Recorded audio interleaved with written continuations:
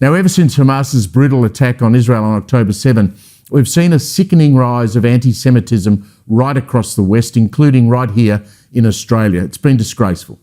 University campuses turned into anti-Israel encampments. Students have been afraid to go to school.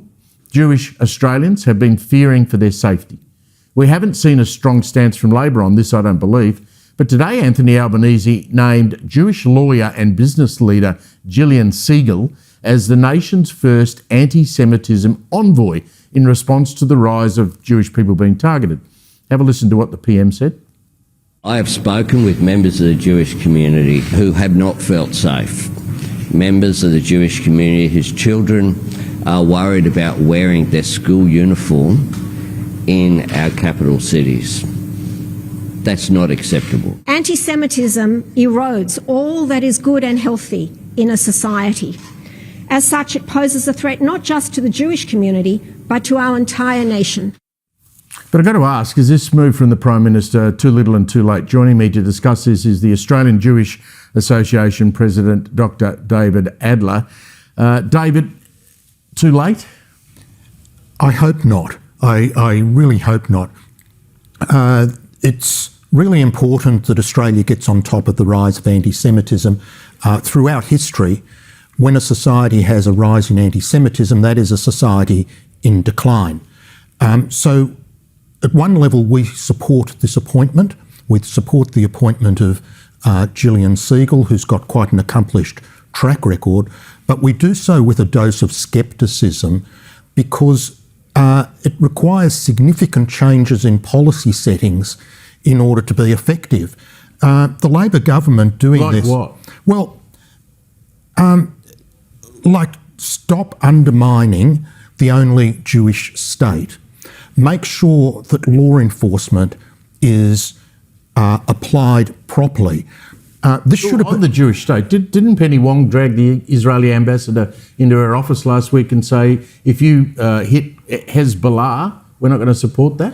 Well, what's worse, Steve, is it wasn't Penny Wong, it was Junior Assistant Minister Tim Watts, who frankly is out of his depth on the subject. And it was not just a gross insult to the Israeli ambassador and to Israel, it's like diplomatic jihad. This is our government saying, look, we're going to align Australia potentially more with Hezbollah than with Israel. So that is a perfect example of the wonky policy settings.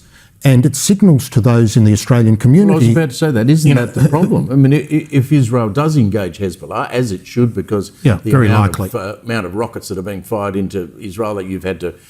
Israel's had to evacuate all of those northern towns. So if Israel attacks Hezbollah, the radicals in Australia are going to be emboldened because of what the federal government said. They already are. And this should have been dealt with on October 9 when we had the riots at the Opera House, because by failing to take action, and then subsequently by failing to take action on our university campuses and with these horrific demonstrations and attacks in the street, the Albanese government and the state Labor governments have been signalling you can get away with this. So what we see today is a little bit akin like an arsonist who sets a fire and then comes back later to assist the firefighters in dealing with it. That's what the Labor government Let's go back to the envoy idea. Do you know what... I mean, I don't know the person personally. We know she's a Jewish businesswoman. Do you know what she's actually going to do? Well, that hasn't been announced yet. The only thing that's been announced is that she's going to an international conference next week, because other countries also have anti-Semitism envoys, and they will be discussing strategies. But we think that it's really important that a couple of key policy parameters be changed. The Labor government needs to wind back significantly its aggression against Israel. It needs to get serious about law enforcement across the board. And there are a couple of tools that we've been pushing for. One is called the International Holocaust Remembrance Alliance, IHRA, definition of anti-Semitism, which would help institutions in dealing with the problem. And The other is we actually think that, like most American states, there need to be laws in this country preventing the BDS movement, the boycott, divestment and sanctions. We even see local government councils going down this track, indulging in foreign policy, which particularly is really the inner left councils of places like Melbourne. I mean, and you saw also Deakin University, where there was a blockade outside Deakin University because they were doing some research into parts which were used in fighter aircraft. And at Sydney University, we've had a capitulation to the encampment group.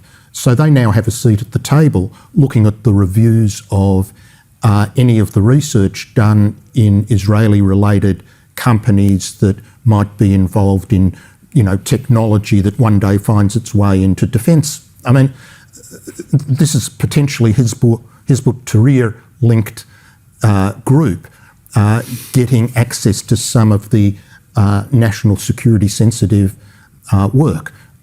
It's nuts. So, but we wish Jillian Segal success, but we think that some really strong action, apart from what an envoy can do, needs to be undertaken. Well, you might not want to say this, but I mean, I see it as some sort of a diversion, a smokescreen. I mean, we've had the issue with Senator Fatima Payman. Maybe that's a way to divert attention away from that. I noticed at the end of the statement from the Prime Minister, he said he will also be having an envoy for anti-Islamophobia. He had to throw that in there. I mean, well, that in itself is a bit of a weakening to the focus and almost a bit of an insult. There's been data that shows that there is no comparison. A Jewish person in Australia is at least 30 times more likely to be subjected to an aggressive hate-related event than a Muslim. So to try to link these two and put them together is not the correct messaging. And you're right, it's also been suggested that given what's happened with Senator Fatima Payman, this is a really good deflection. This is an opportunity to deflect from the political disaster that has inflicted. We'll see where it ends up. David Adler, thank you very much for joining us today.